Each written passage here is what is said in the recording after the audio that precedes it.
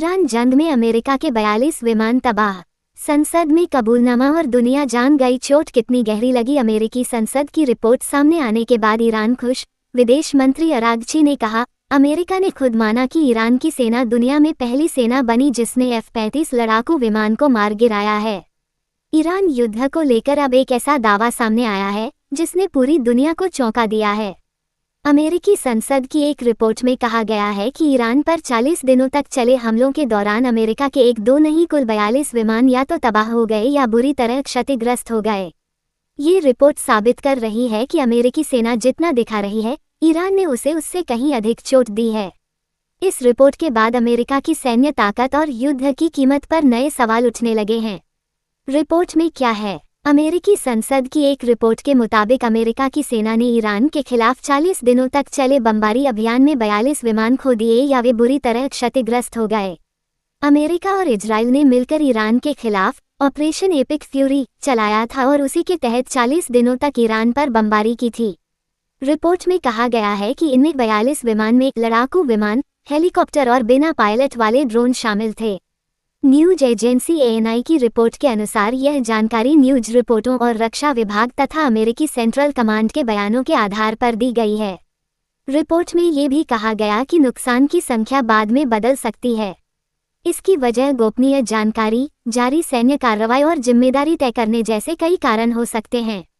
Report में कहा गया, 28 फरवरी 2026 को अमेरिका ने इजराइल के साथ मिलकर ईरान के खिलाफ ऑपरेशन एपिक फ्यूरी शुरू किया।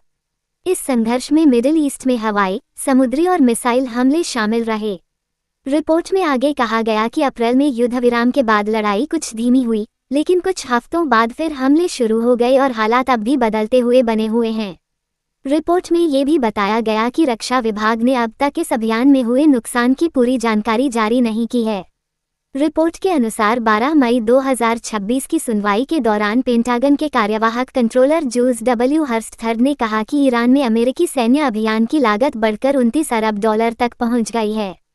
रिपोर्ट के मुताबिक जिन विमानों को नुकसान हुआ या जो नष्ट हुए उनमें 4 F-15 स्ट्राइक ईगल लड़ाकू विमान, एक F-35 लाइटनिंग द्वितीय लड़ाकू विमान, एक A-10 थंडरबोल्ट द्वितीय हमला विमान, 7 KC-135 स्ट्रैटोटैंकर ईंधन भरने वाले विमान, एक E-3 सेंट्री AWACS विमान, 2 MC-130J कमांडो द्वितीय विशेष अभियान विमान, एक HH-60W जॉली ग्रीन द्वितीय हेलीकॉप्टर, 24 MQ-9 रिपर ड्रोन और एक MQ-4C ट्राइटन ड्रोन शामिल हैं। रिपोर्ट के बाद ईरान खुश।